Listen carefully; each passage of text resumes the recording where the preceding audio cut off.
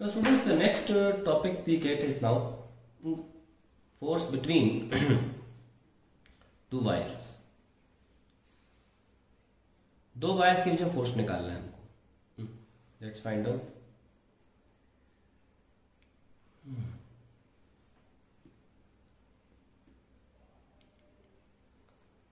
अभी हम केस 1 ले लेते हैं. Carrying current in same direction.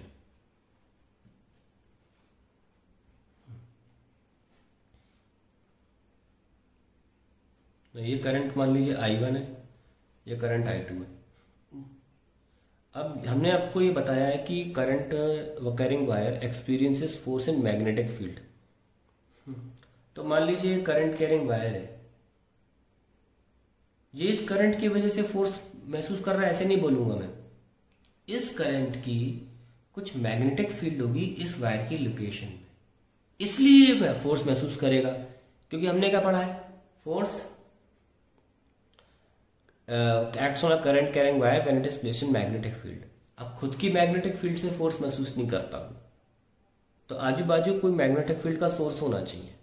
या तो खुद बाहर मैग्नेट हो, या फिर करंट कैरिंग वायर है वो भी मैग्नेटिक फील्ड प्रोड्यूस करता है. कैसे? सर्कुलर, याद है, इस तरह वाली. तो यहाँ इस डी की दूरी, मान लीजिए आर की दूरी पर, पहले हमको इस लोकेशन पर आर की दूरी पर मैग्नेटिक फील्ड निकालनी होगी. कैसे निकालेंगे? B1 इज इक्वल्स टू कि I1 बाय R2, क्योंकि ये इन्फाइनाइट वायर है. और हमको ये सिखाया गया है कि इन्फाइनाइट वायर के लिए R की दूरी पर मैग्नेटिक फील्ड का ये फॉर्मूला होता है. ठीक है. करंट कैरिंग के लिए कैसे निकाला था हमने? एम्पियर सर्किट लॉ से. कैसे निकाला था हमने? बायट-सवार्ट लॉ से भी निकाला था, है ना. अब डायरेक्शन भी देख लेते हैं. तो डायरेक्शन के लिए हमें हल्का सा बायट-सवार्ट लॉ याद करना पड़ेगा. क्या था वो? K ideal cross r cap divided by r square. सिर्फ इस पोर्शन को याद रखिए, बाकी किसी काम का नहीं. कोई सॉल्व तो करना नहीं है. तो आइडियल मतलब ऊपर जा रहा है और आर राइट साइड है, तो आई क्रॉस आर करना है ना, क्लॉकवाइज हुआ. पॉइंट ऑफ इंटरेस्ट ये inside the plane of paper, इसे बोलते हैं P1. आ गया. अब आप फोर्स निकाल सकते हैं. फोर्स ऑन ये वायर 1 है और ये वायर 2 है.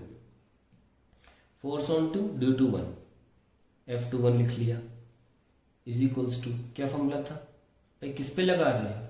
2 पर. तो I2 लोगे ना, L तो चिपना पड़ेगा साथ में, हमेशा चिपकाना पड़ेगा. क्रॉस किसकी फील्ड में? 1 की. ये लीजिए. ठीक है. अब हम इसे खोल लेते हैं. एंगल तो 90 डिग्री दिख ही रहा है, तो कोई ऐसी प्रॉब्लम नहीं है. I2L B1 sin 90 and finally sin 90 गायब. I2L और B1 की जगह पर ये लिख दो, के I1 बाय R इंटू 2. और अच्छे से रीअरेंज कर देते हैं. क्या आंसर आया? 2K I1 I2 by R into L. अब डायरेक्शन भी देखना जरूरी है. ऐसा गलत है ना कि यहाँ वेक्टर लगाते रहो, यहाँ ऐसे ही लिखते रहे. डायरेक्शन कैसे देखें? Very simple. ये करंट है, इधर जा रहा है ऊपर, और ये B नीचे अंदर की तरफ है, और हमें सेंस देखना है. What is the sense? Clockwise, है ना. और देखने वाला यहाँ से बता रहा है क्लॉकवाइज. एक वेक्टर अंदर है, कैसे है? तो फोर्स कहाँ लगेगा? Inside the plane of paper. अगर वो बंदा यहाँ से देख रहा है, या away from the observer. Clockwise sense में क्या होता है? अवे फ्रॉम द ऑब्जर्वर, तो लेफ्ट साइड. अगर आपको ये तरीका अच्छा नहीं लग रहा कि यार कौन क्रॉस क्लॉकवाइज घुमाए, एंटी क्लॉकवाइज घुमाए, तो मेरा फेवरेट तरीका वो यूज कर लीजिए. F21 लिखना है तो भाई I2L ऊपर जा रहा है J कैप, B अंदर जा रहा है minus K cap. I2LB J cross K क्या होता है? I माइनस लगाए माइनस I, तो देखो ऐसे लेफ्ट में आ गया. तो ये आ गया F21 माइनस का I कैप. क्लियर. अब हम बात करेंगे फोर्स वायर 1 पे कितना लग रहा है. केस F12, क्योंकि न्यूटन का थर्ड लॉ ये कहता है एक्शन रिएक्शन. तो जो फोर्स इस वायर ने इस पे लगाया, एग्जैक्टली वही फोर्स ये वायर इस पे लगाएगा. हम डायरेक्टली लिख सकते हैं 2K I1 I2 divide by R into L.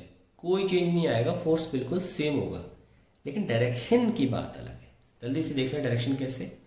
इस वायर की वजह से यहाँ पर जो मैग्नेटिक फील्ड होगी वो कैसे लगेगी, ऐसे देखो, एंटी क्लॉकवाइज सेंस हुआ ना, आई क्रॉस आर अकॉर्डिंग टू बायट सवार्ट, तो बाहर की तरफ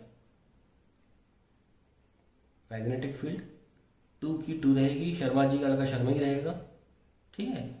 और अगर अब हम इसको आई क्रॉस बी फोर्स निकालने के लिए करें इस ऑब्जर्वर के लिए, ऑब्जर्वर अभी भी यही है, तो इस ऑब्जर्वर के लिए आई क्रॉस बी कैसे जा रहा है, एंटी क्लॉकवाइज, तो towards the observer, this is the force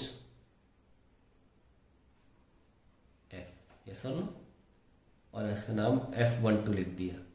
और अगर आप चाहते हैं कि F12 को निकालना चाहते हैं, क्रॉस प्रोडक्ट निकाल के, वेरी सिंपल, I1L ऊपर जा रहा है J और B जो है वो अब बाहर की तरफ है K, तो I1LB और J क्रॉस K क्या होता है, I होता है सिंपली, देखो राइट साइड आ भी रहा है, तो क्यों ना हम इसको, हमने क्या लिखा था -I और इसको हमने दिया +I। तो हमने नोटिस किया कि फोर्स तो अट्रैक्टिव हो गया ना, कंक्लूजन ये निकल के आया दैट फोर्स है तो दोनों ही 2KI1 I2 by R into L and attractive.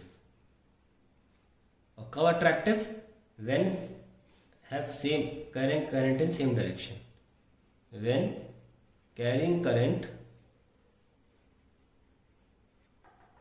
In same direction, that's it. So हमने सेम डायरेक्शन के लिए निकाल लिया, अब हम अपोजिट डायरेक्शन के लिए निकालेंगे। अब हम सॉल्व नहीं करेंगे, जल्दी जल्दी करेंगे, फोर्स तो सेम आना है।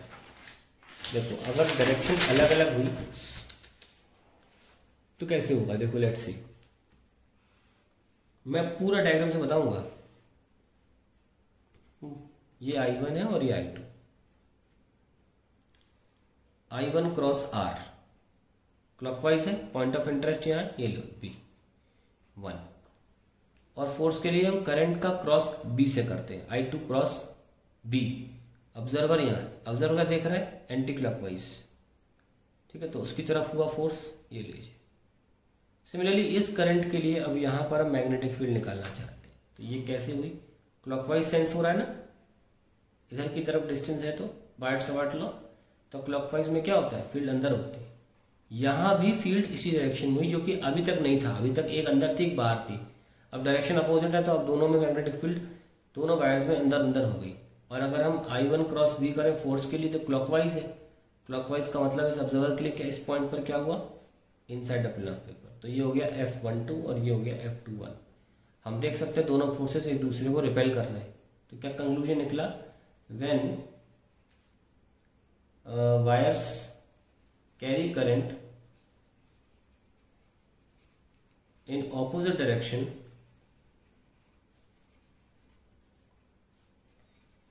the force is repulsive, that's it। तो ये फाइनली कहानी हमारे फोर्स बिटवीन टू वायर्स है, कैरिंग करंट, ठीक है। तो यहाँ पर हमने जितना जो करना था कर लिया। अगला टॉपिक जो बहुत इंपॉर्टेंट वो आएगा, मूविंग कॉइल गैल्वेनोमीटर।